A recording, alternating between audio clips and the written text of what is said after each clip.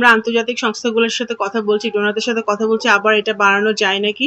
কারণ আপনারা খেয়াল করবেন যে এত কিছু ঘটছে পৃথিবীতে, এত যুদ্ধ সব জায়গায় ঘটছে যে রোহিঙ্গা সমস্যাটা চাপা পড়ে যাচ্ছে, কিন্তু রোহিঙ্গা সমস্যাটা রেলেভেন্ট এবং রোহিঙ্গা সমস্যাটা বাস্তব, এটা রিয়ালিটি পৃথিবীর জন্য, বাংলাদেশের জন্য, এবং বাংলাদেশের অর্থনীতির উপর একটা বিশাল চাপ, বাংলাদেশের পপুলেশনের উপর একটা চাপ। সেই জায়গাটা থেকে আমরা মানবিক দৃষ্টিকোণ থেকে সবকিছু দেখছি, আমরা একটা মানবিক রাষ্ট্র, মানবিক সরকার, মানবিক দৃষ্টিকোণ থেকে সবকিছু দেখছি এবং ভবিষ্যতে দেখব।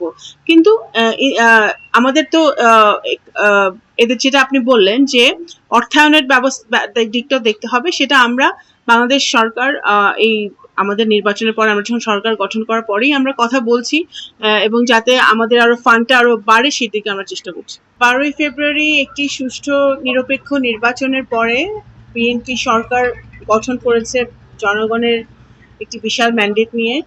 তারপরে আজকে এই প্রথম আমি আমাদের সরকারের পক্ষ থেকে, মন্ত্রণালয়ের পক্ষ থেকে আমি আজকে, এবং আমার সাথে আমাদের মন্ত্রণালয়ে আরো কর্মকর্তারা আছেন, তা আমরা আজকে এসেছিলাম রোহিঙ্গা ক্যাম্প ভিজিট করতে, রোহিঙ্গা ক্যাম্পের বিভিন্ন সমস্যাগুলো দেখতে। কোথায় আমাদের এখানে আপনারা জানেন ইউএন এজেন্সি, ইন্টারন্যাশনাল এজেন্সি, আমাদের বাংলাদেশি এনজিও, বহু ইন্টারন্যাশনাল এজেন্সি এখানে বহু বছর ধরে কাজ করছে, 2017 থেকে কাজ করছে এখানে। রোহিঙ্গা জনগোষ্ঠী বিশাল যে 1.3 মিলিয়ন এখন আছে, প্রতি বছর 30,000 করে শিশু ভূমিষ্ঠ হচ্ছে। এই বিশাল জনগোষ্ঠীকে তারা তাদের স্বাস্থ্য, শিক্ষা, বাসস্থান, খাদ্য, নিরাপত্তা, এগুলো সবকিছু কি অবস্থা সেগুলো দেখার জন্য আমরা এসেছি। আপনারা জানেন যে আমরা সকলে জানি যে এটা একটা বাংলাদেশের জন্য, সারা পৃথিবীর জন্য একটা আন্তর্জাতিক সমস্যা। তো বিএনপি যতবারই সরকার এসেছে বিগত দিনে, শহীদ রাষ্ট্রপতি জিয়াউর রহমানের সময় থেকে শুরু করে দেশনেত্রী বেগম খালেদা জিয়ার সময়, 2বার আমরা সাকসেসফুলি আমরা রোহিঙ্গা জনগোষ্ঠীকে রিপ্যাট্রিয়েশন করতে পেরেছিলাম সম্মানের সাথে, সিকিউরিটির সাথে।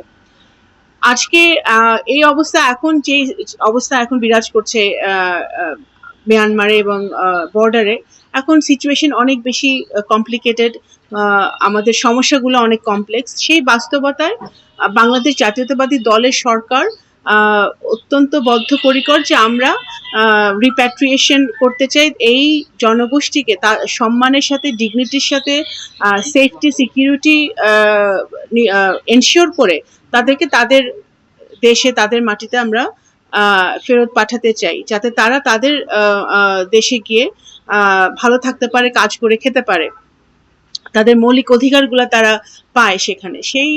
সেই চেষ্টাটা আমরা করছি। তা বাংলাদেশ সরকার ইতিমধ্যেই মিয়ানমারের সরকার, আরাকান আর্মি, বিভিন্ন স্টেক হোল্ডার যারা আছে তাদের সাথে আমরা এঙ্গেজমেন্ট করছি, যোগাযোগ করছি, বিভিন্ন দেশের সাথে আমরা যোগাযোগ করছি, কথা বলছি, যাতে রোহিঙ্গা সমস্যাটা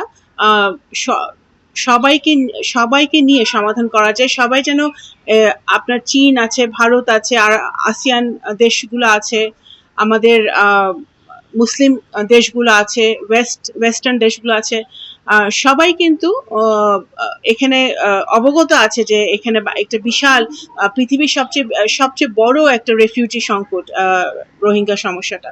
তো সেইটা কিভাবে সমাধান করা যায় সেটা আমরা চেষ্টা করছি। তো সেই জন্যই আজকে আসা এবং ঘুরে দেখা। দেখুন, এই সমস্যাটা যেমন ডিপ্লোম্যাটিক সেরকম রাজনৈতিক। এখানে শুধু ডিপ্লোমেসি দিয়ে বা শুধু পলিটিক্স দিয়ে এই সমস্যার সমাধান হবে না, এটা মাল্টিল্যাটারালি এই সমস্যার সমাধান খুঁজতে হবে। তো সেই জায়গাটা থেকে আমরা সকল স্টেক হোল্ডারদের সাথে, আমি যেটা ইতিপূর্বেই বলেছি, সকল স্টেক হোল্ডারের সাথে আমাদের এঙ্গেজমেন্ট হচ্ছে, ডায়ালগ হচ্ছে, সেটা যাতে আমরা একবারে তো হবে না, ধীরে ধীরে যাতে রিপ্যাট্রিয়েশনটা আমরা শুরু করতে পারি। কিন্তু in the meantime repatriation শুরু হওয়ার আগ পর্যন্ত তো এই বিশাল জনগোষ্ঠীর কে তারা আছে, তাদের শিক্ষা, স্বাস্থ্য, বাসস্থান আমাদের দেখতে হবে। কারণ আপনারা জানেন যে ইতিমধ্যে বিশাল একটা ফান্ড কাটিং হয়ে গেছে, এখানে অনেক শিক্ষা এনাফ নাই, ফুডের অনেক স্কারসিটি আছে, বাসস্থান নাই। যারা রিসেন্টলি আরো 1.5 লাখ মানুষ মনে হয় এসছে, তাদের ঠিক মতো বাসস্থান নাই।